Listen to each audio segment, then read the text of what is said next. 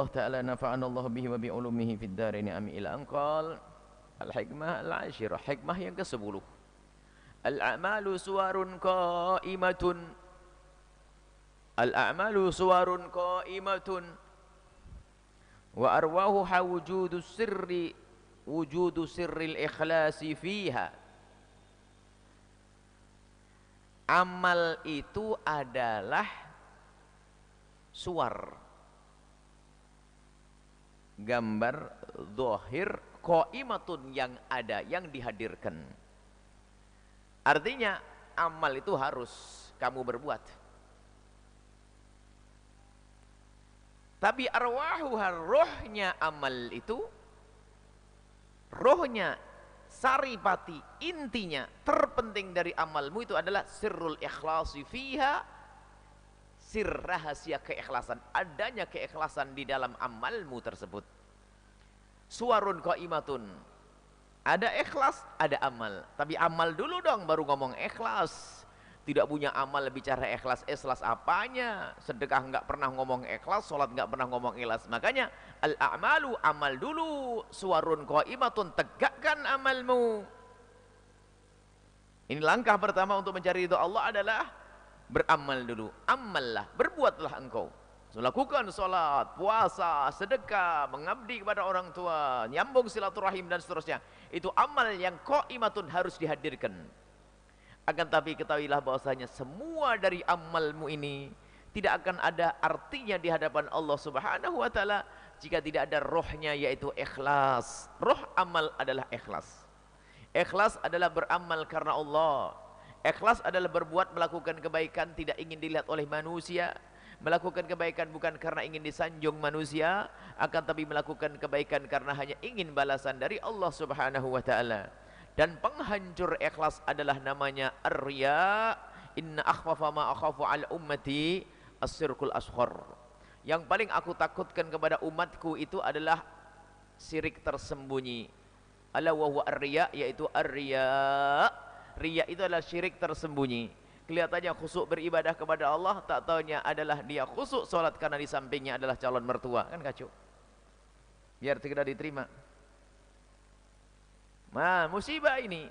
Berbuat bukan karena Allah, terbetik di hatinya amal bukan karena Allah. Dan yang menghancurkan keikhlasan namanya riya. Riya, Masya Allah. Riya itu yang paling ditakutkan oleh Rasulullah SAW. Paling aku takutkan terjadi kepada umatku adalah adanya syirik tersembunyi tadi. Syirik tersembunyi, syirik kecil, yaitu riya dan dosa. Riya itu adalah akibatnya dua. Pertama adalah menjadikan amal tidak diterima. Yang kedua menjadi sebab kita berdosa. Dua. Ada dosa, hanya dosa saja. Ini amal tidak diterima. Yang kedua menjadi sebab kita dosa. Dan riya itu adalah halus sekali. Seorang kadang tidak menyadari dirinya riya. Bahkan kalau ada seorang merasa dirinya ikhlas, maka ikhlasnya kalimat, maka kalau ada seseorang melihat keikhlasan di dalam dirinya, maka sebetulnya dia perlu membenahi keikhlasannya.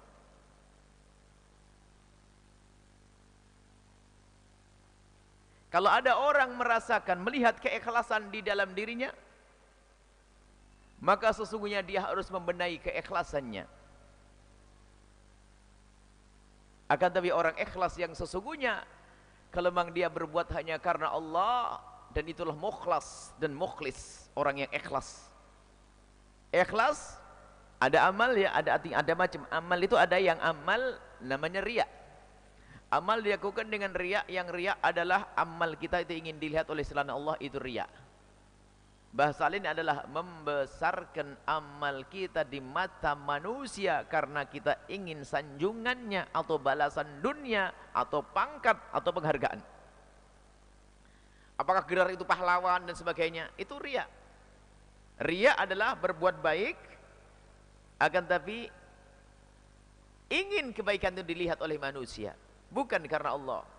Dan ini bisa terjadi kepada seorang alim, bisa saja terjadi kepada seorang mujahid jihad di jalan Allah yang sesaat-saat bilang Allahu Akbar, Bisa saja terjadi kepada orang dermawan. Bahkan dalam hadis Imam Bukhari dan Imam Muslim menceritakan Rasulullah tentang pertama kali nanti neraka akan dinyalakan adalah untuk seorang yang mati dalam medan laga. Waktu ditanya, kau ngapain kau perang itu? Karenamu ya Allah. Kadzibta, kau dusta. Kau berperang itu hebat di medan laga paling jago di depan, karena kamu hanya ingin dikenang oleh manusia bahwa engkau adalah seorang pahlawan pemberani, dan engkau sudah disanjung oleh manusia di dunia sana. Kau mencari surga dari manusia, masuk nerakaku sana. Allah. Yang kedua adalah seorang yang belajar ilmu agama, mempelajari Al-Quran. Masya Allah, menghafal Al-Quran, isi Al-Quran, fikih, segala macam difahami. Masya Allah. Ditanya oleh Allah, ditunjuk tentang nikmat-nikmat dari Allah, dan dia kenal nikmat itu. Lalu ditanya, kau berbuat itu semua karena apa? Aku menghafal Quran, belajar ilmu agama, jadi kiai, jadi ustadz karenamu ya Allah. Bohong, Allah maha tahu. Kau menjadi ustadz, menjadi seorang alim hanya pengen dipandang sebagai orang yang paling hebat. Alamah, orang paling alim, dan dikiaikan, disanjung, cium tangannya bolak-balik, dan bangga dengan itu semuanya. Kau sudah mendapatkan pahala di dunia, yakni gajimu di dunia, yaitu sanjungan manusia. Di akhirat kau tidak dapat apa-apa, sana masuk neraka. Yang ketiga adalah seorang dermawan, yang dia memang dermawan dan dermawan betul, akan tapi ditanya oleh Allah, untuk apa kau lakukan itu? Karenamu ya Allah. La kadzibta, kau dusta. Kau berbuat baik, sering bantu sana, bantu sini, bangun masjid sana, bangun madrasah sini, nyumbang pondok sana, nyumbang pondok sini, bantu fakir miskin sana dan yatim piatu di sini. Akan tapi itu semua hanya pengen disanjung oleh bangsa manusia. Kalau dia adalah seorang dermawan, maka dilemparlah orang itu ke neraka jahanam. Hadis Imam Bukhari meriwayatkan, hadis panjang, bermacam-macam redaksi ceritanya. Ceritanya intinya seperti itu. Artinya riya itu bahaya sekali. Makanya semua hendaknya selalu koreksi. Dan jangan biasa kita menunjuk ke dada orang tentang riya. Akan tapi urusan riya hendaknya kita biasa menunjuk ke dada kita sendiri. Adapun kepada orang lain hendaknya kita husnudzon kalau orang itu sudah melakukan keikhlasan. Dan hendaknya kita selalu mencurigai hawa nafsu kita yang selalu mengajari kita untuk tidak ikhlas. Hawa nafsu di dalam diri kita mengajari tidak ikhlas, karena kita manusia senang disanjung. Ada kebutuhan dunia, sehingga kebaikan yang dilakukan pun ada untuk kepentingan dunia mungkin. Kemudian ada gila pangkat, sehingga apa kebaikan yang dilakukan pun hanya untuk mendapatkan pangkat di dunia. Disitulah masuk namanya riya. Riya sangat halus. Dan jangan terlena, jangan sampai kita ini terlena sehingga tidak peduli, tidak menjaga hati kita. Riya itu halus, dijaga pun kadang masih nerobos masuk. Yang menjaga riya pun bisa masih kebobolan, apalagi yang tidak menjaga riya. Sebab riya itu dikatakan Nabi sangat lembut dan halus. Riya sangat lembut dan halus. Yang dikatakan syirik tersembunyi, yaitu riya. Nabi menggambarkan begitu halus dan lembutnya riya itu. Saking lembutnya orang nggak sadar, tiba-tiba sudah ada di dalam hatinya. Sampai dikatakan akhfa min dabibin namlatis sauda ala sakhratis samma fi lailatil dhalma. Yang namanya riya itu lebih lembut dari langkah kaki semut hitam di atas batu hitam di dalam kegelapan malam. Gambaran dari Nabi SAW. Lembut di atas lembut di atas lembut. Tiba-tiba ada di hati kita. Semut saja kadang-kadang nongkrong di hidung kita, tidak tahu dari mana tadi. Kok tiba-tiba ada di hidung? Kapan jalan utama? Riya lebih halus dari itu semuanya. Maka waspadalah. Jangan sampai kita dibohongi oleh syaitan, dan memang itu termasuk madakhil syaitan. Syaitan akan masuk kita itu dengan 7 pintu, dan setiap 7 pintu berkembangnya menjadi 70 pintu, dan 7 pintu menjadi 700 pintu. Banyak. Di antara yaitu tadi, syaitan itu kalau mau melihat orang mau berbuat baik itu syaitan menghalangi. Gak senang kalau ada orang mau berbuat baik. Wah, ini mau sholat, mau sedekah. Jangan sedekah, kata syaitan. Ngapain sedekah? Coba kamu cari duit susah kok sedekah. Berapa juta kau mengasihkan? Ya saya nyumbang 10 juta. 10 juta itu gaji karyawanmu 4 orang. Mau kau kasihkan? Kata setan. Iya juga sih, ngapain saya kasihkan? Rupanya ya, dia adalah seorang penuntut ilmu. Sedekah.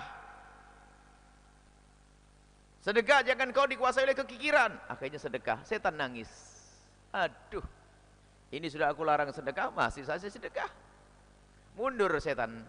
Mundur sesaat mau maju lagi, mundur berpikir, apa kira-kira yang bisa aku jadikan sebab untuk dia terjerumus apa ya? Mundur sejenak setan, setelah itu maju lagi. Oh, sedekah berapa kamu? 10 juta. Kurang. Loh, kok jadi nyuruh sekarang? Jangan 10 juta, 100 juta. Maksudmu setan? Sudahlah, sedekah dulu yang banyak. Setelah sedekahnya banyak apa? Setan berbisik tuh. Nggak ada orang sedekahnya kayak lo. Tuh paling banyak tuh. Kan, oh, yang lain, oh itu orang kaya aja cuma 15 juta, ente 25 juta, tuh top kan ente. Oh iya juga lah, masuk ujub. Bangga, iya, enggak ada kayak saya. Mulai merendahkan orang, orang kaya apaan tuh, nyumbangnya ke begitu. Ujub, termasuk setelah itu masuk ria. Setelah itu apa? Kata setan, kasih tahu dong orang, kalau kamu suka berbuat baik. Lihat aja tuh, kata setan. Ya biar mereka ngerti, paling enggak biar niru, alasannya niru, akhirnya kasih tahu juga. Masuk ria, sehingga dia berbuat baik, masuk ria. Sama setan suruh, kalau kecil susah riaknya, yang sedekah 5 ribuan susah ria. Yang gede gampang riaknya. Karena apa? Kalau seandainya ikhlas, pahalanya gede banget. Maka setan paling takut kalau umat Nabi Muhammad ini, anak Adam ini punya pahala lu masuk surga, paling benci setan. Maka pedulilah dengan rohnya amal, yaitu apa? Al-ikhlas, perangi riya. Dan untuk merangi riya adalah dengan beramal, kata qadiyah, tarkul amal min ajlin nasir riya'u. Meninggalkan amal karena takut dilihat orang adalah riya. Jadi begini, urusan riya bukan berarti Anda harus meninggalkan pekerjaan. Jangan salah paham, kalau sudah riya itu dosa, ngapain saya beramal? Daripada beramal saya riya, mending saya pelit. Wah, kacau. Kalau saya sedekah nanti riya dosa, mending pelit aja deh. Wah, ini bukan begitu. Pelit itu dosa gede. Bisa haknya orang zakat tidak dibayar, tidak peduli fakir miskin dan seterusnya, numpuk dunia. Akan tapi ketahuilah bahwasanya untuk memerangi riya adalah dengan amal. Kalau suatu ketika Anda tidak mau berbuat baik hanya karena takut riya, maka sesungguhnya Anda telah masuk wilayah riya yang sesungguhnya. Sebab meninggalkan amal baik karena takut riya adalah riya. Mau ke masjid, kenapa kamu tidak mau ke masjid? Kalau ke masjid nanti ketahuan orang. Begitu. Pergilah ke masjid, lawan itu syaitan sambil memerangi riya. Jadi memerangi riya adalah dengan amal. Kalau ada orang ingin memerangi riya tanpa dengan amal, ya nggak bisa dong. Agar kita terbebas dari riya itu caranya dengan beramal. Kalau orang tidak beramal, bagaimana dia memerangi riya? Nggak bisa, harus kalau orang pengen memerangi riya, beramallah, baru nanti kita memerangi riya. Sebab riya itu berada di amal. Nggak ada orang beli semprot tapi tidak mau bercocok tanam. Untuk ngapain? Tanam dulu baru siapin semprotnya, kan begitu. Biasanya ada hamanya. Hama ada, riya itu adalah hama. Orang tidak cari hama tentunya. Orang mencari namanya amal. Artinya apa? Kamu jangan mikir hama. Pikirlah amal dulu, setelah pikir amal baru dijaga agar tidak ada hama. Apa artinya orang mempelajari ilmu hama tapi tidak bercocok tanam? Bisa dimakan hamanya? Ya gak ada. Beramallah, kemudian perangi riya, tanam padi yang banyak, baru nanti bicara tentang semprot. Bicara semprot, nyemprot padi, kalau nyemprot hama begini, begini, begini. Enggak punya kebun, dapat panenan apa kamu nanti? Kalau kita bicara tentang riya, harus punya amal dulu. Ya, paham ya? Kalau bicara tentang semprot, obat, tapi nggak ada kebunnya, hayal tuh. Alhamdulillah, saya sudah mengoleksi semprot. Saya ke Amerika beli semprot anti hama, ke Jepang beli semprot anti hama paling canggih. Ente punya kebunnya Pak? Nggak ada. Terus ente makan semprot? Ya nggak ada. Amal dulu baru nanti. Beramallah baru nanti sah kita bicara tentang riya. Maka jangan sampai takut riya menghalangi dirimu beramal. Bahkan cara memerangi riya, satu-satunya jalan adalah beramal. Melatih amal karena Allah dan tidak ingin dipandang manusia, maka itulah cara. Sehingga nanti termakin terbiasa. Mungkin langkah pertama kita adalah masih riya. Di saat berbuat baik kita masih kikuk pengen dilihat orang. 10 juta yang pertama pengen dilihat orang. Tapi karena dia sering 10 juta, nggak perlu nyari orang lagi. Memang sumbangan pertama sering toleh ya. Ada yang lihat enggak nih? Oh, alhamdulillah ada yang lihat nih. Alhamdulillah lagi. Sudah riya, alhamdulillah. Akhirnya 10 juta berikutnya sudah dapat ilmu dan 10 juta. Akhirnya sudah biasa dengan amal baik. Nggak pikir lagi manusia, yang dipikir adalah Allah, kerinduan kepada Allah, ikhlas karena Allah. Jadi beramallah. Maka di sini disebutkan al-amalu suwarun qaimatun. Amal baik harus sesuatu yang kau tegakkan. Harus al-ibadah. Ibadah yang banyak, sedekah yang banyak, terus. Itulah mencari kemuliaan di hadapan Allah Subhanahu wa taala. Akan tapi agar sedekahmu itu juga benar-benar diterima oleh Allah, maka hadirkan rohnya, yaitu al-ikhlas. Rohnya adalah ikhlas. Dan ikhlas itu adalah berbuat karena Allah. Dan agar itu ikhlas hanya karena Allah, singkirkan sesuatu yang selain Allah di balik harapanmu. Jadi tidak berharap. Dan itu perlu proses. Dan itu perlu namanya mujahadah. Bahkan dalam memerangi riya pun kadang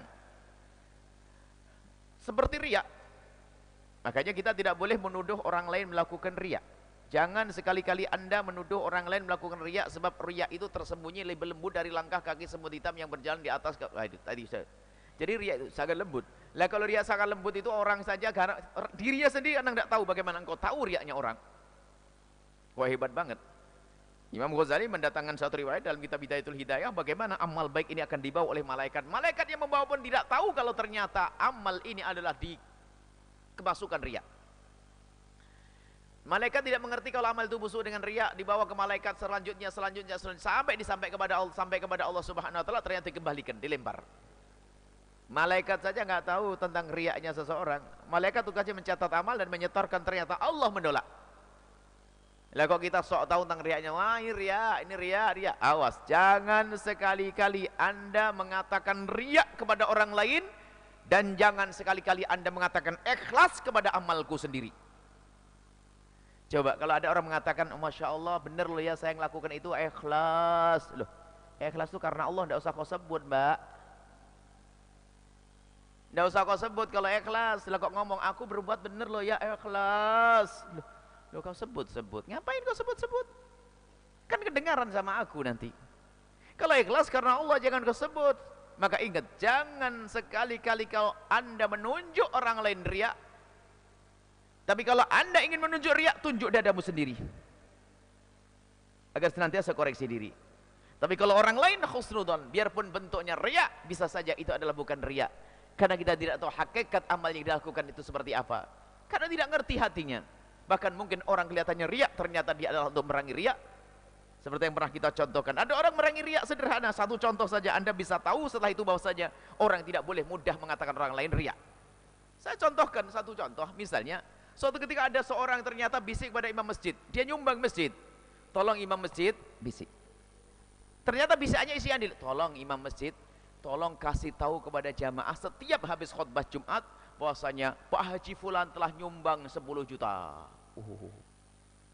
Top.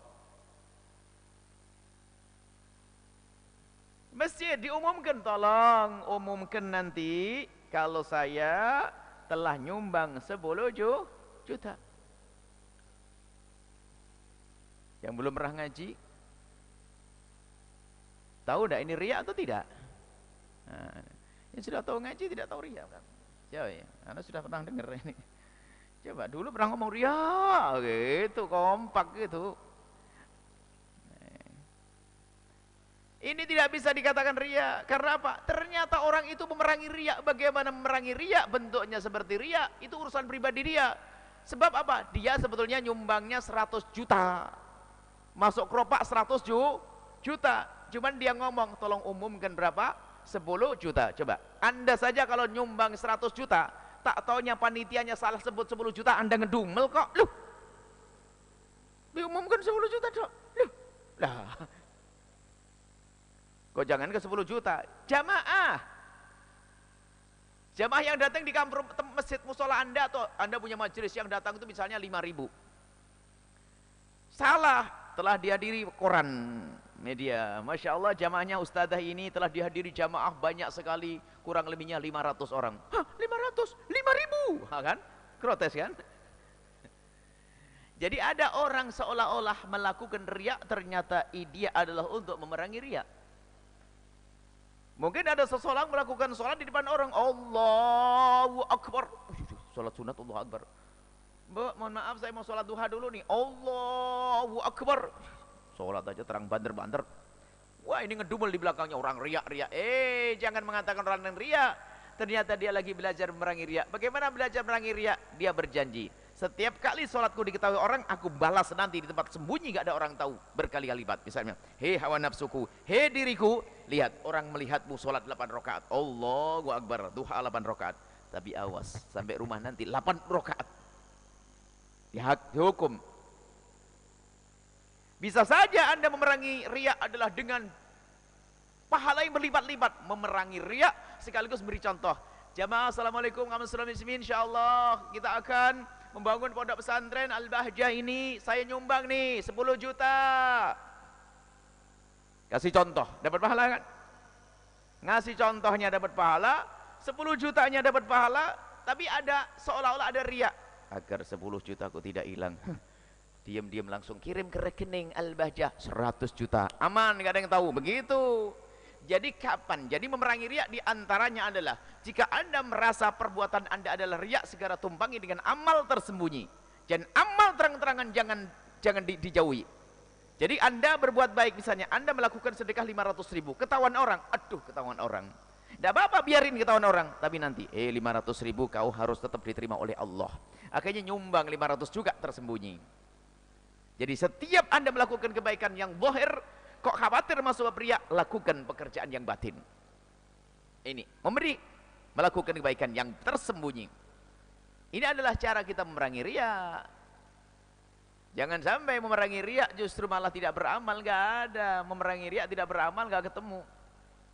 Begitulah yang dikatakan oleh Ibn Abdullah Sakan tadi, al-a'malu suwarun qaimatun. Kalau kamu pengen memerangi riak sampai kepada amal yang diterima oleh Allah, ya tegakkan dulu dong amalmu, berbuat baik dulu, baru nanti sambil benah hati.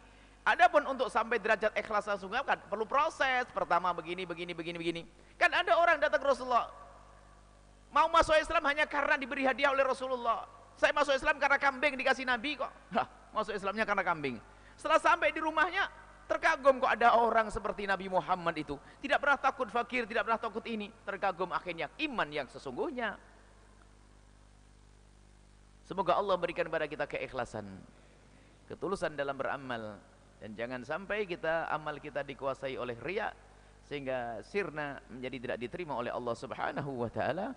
Wallahu a'lam bissawab.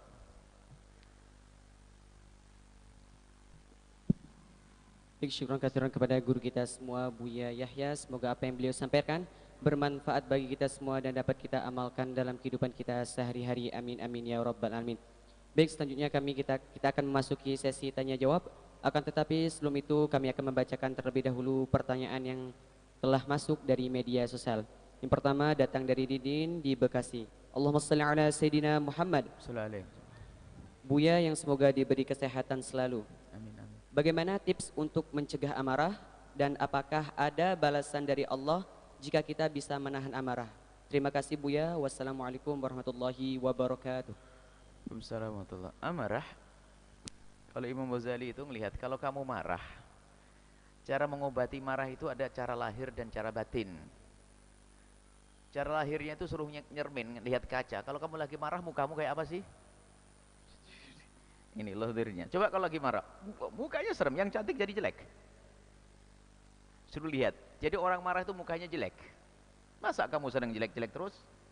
Ini cara lahir kata Imam Ghazali. Kemudian setelah itu kita sebelumnya harus tahu marah itu ada dua loh ya. Marah yang dianjurkan dan marah yang tidak dianjurkan. Tidak semua marah itu jelek lah ya. Marah yang mana ini?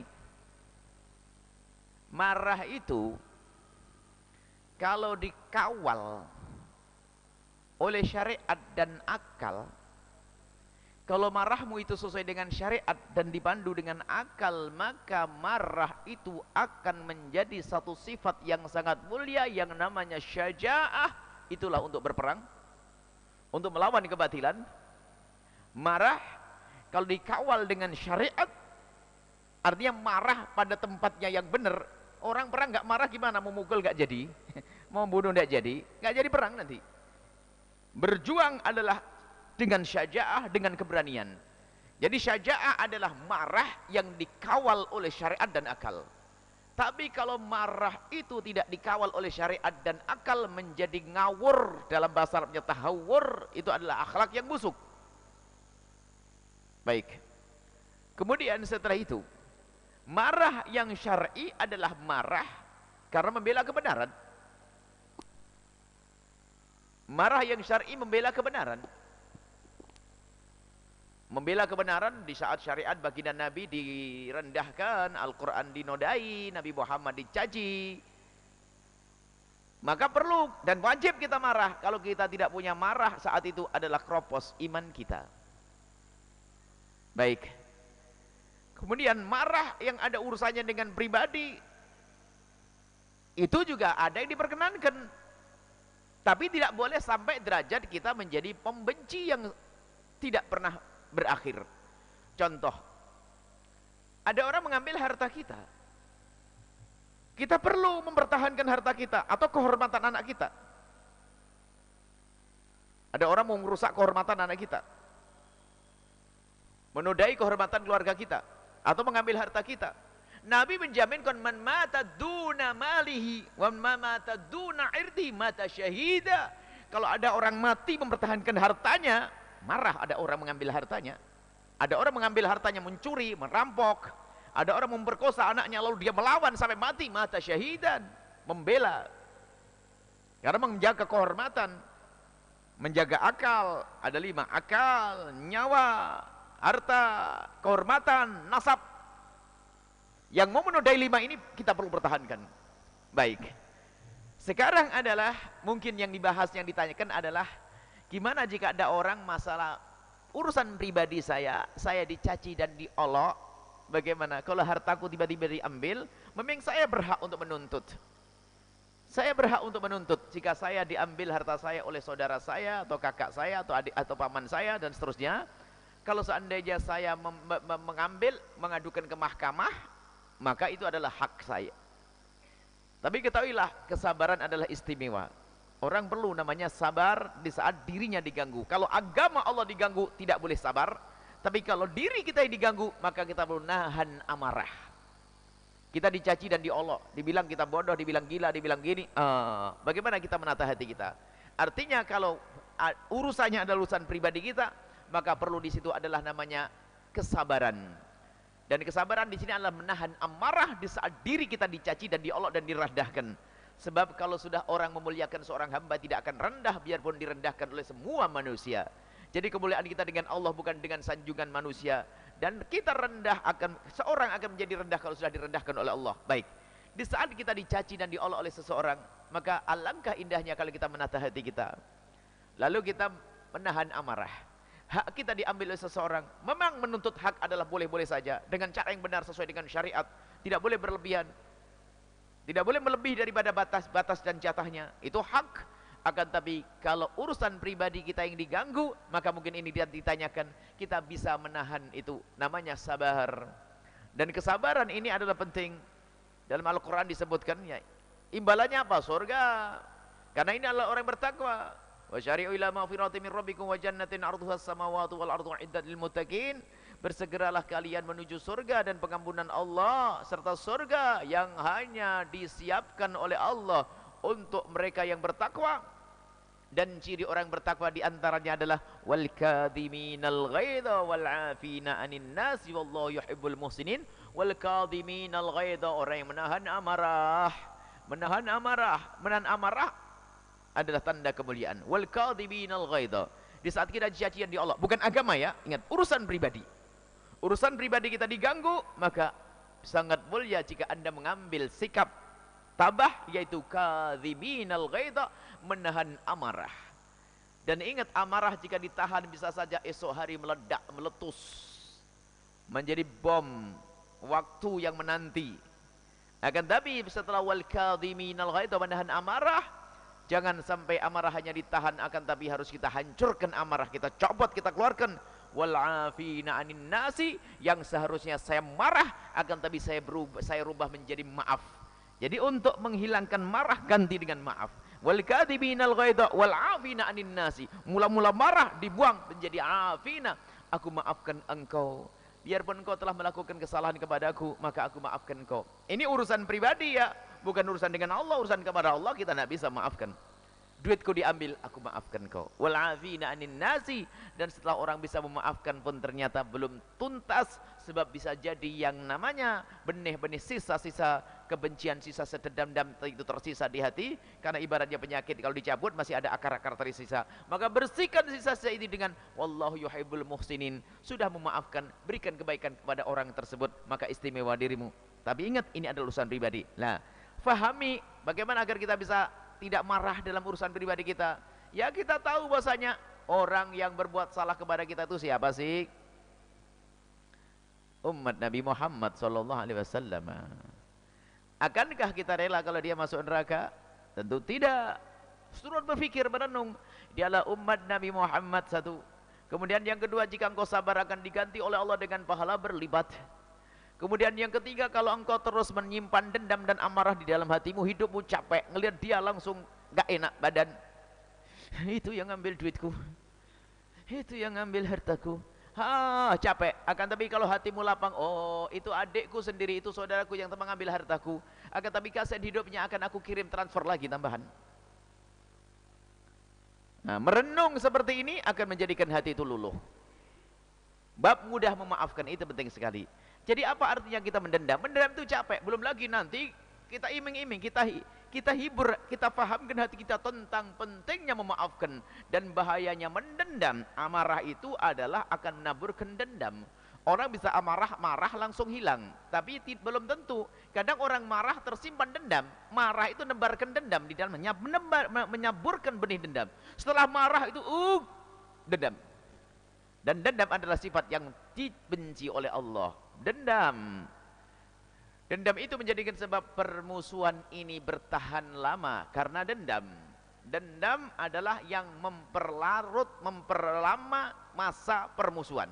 Kalau ada orang bermusuhan tidak ada dendam, itu sesaat. Contoh, anak kecil berantem itu besok makan bareng itu.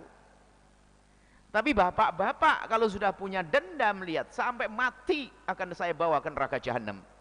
Naudzubillah. Dendam. Dan dendam itu membawa malapetaka. Maka tidak perlu kita mendendam, serahkan kepada Allah Subhanahu wa taala. Dia adalah umat Nabi Muhammad. Belum lagi nanti di surga, ketahuilah kalau Anda masih punya marah kemudian dendam, Anda akan capek di dunia kemudian capek di padang mahsyar. Kenapa? Karena kalau Anda punya hati yang lapang, ketahuilah di padang mahsyar akan menemukan keindahan. Sebab orang yang hatinya lapang mudah memaafkan, hidup dengan cinta, nanti akan dipanggil oleh Allah, ainal mutahabuna bi jalali, mana orang yang hidup di dunia dengan cinta tanpa ada dendam. Al yauma udhilhum yauma la dhilla illa dhilli, hari ini akan aku beri perlindungan, aku beri payung di saat tidak ada lagi perlindungan dan payung kecuali perlindungan dari Allah. Kemudian orang tersebut dikumpulkan oleh Allah bersama rombongan Nabi Muhammad, kemudian meluncur ke surga. Dan mereka itu meluncur ke surga seperti kilat, seperti ma baina dhuhri wal asri, seperti antara zuhur dengan asar. Siapa mereka? Yang orang hidup dengan cinta, tidak ada dendam dan kebencian. Tapi itu si pendendam, lihat, yang menuntut-nuntut akan tertinggal dalam rombongan kemuliaan. Maka hari ini sudahlah, ayo goodbye, selamat tinggal kebencian, selamat tinggal dendam. Kalaupun ada marah dilihat, marah kita syar'i atau tidak. Kalau tidak syar'i nggak perlu kita marah. Harus kita tumpangi dengan ketambahan kesabaran, kemudian kebaikan yang kita lakukan kepada orang yang kita marahi, agar tidak meninggalkan kebencian serta dendam yang membawa kepada lamanya permusuhan. Wallahu a'lam bissawab.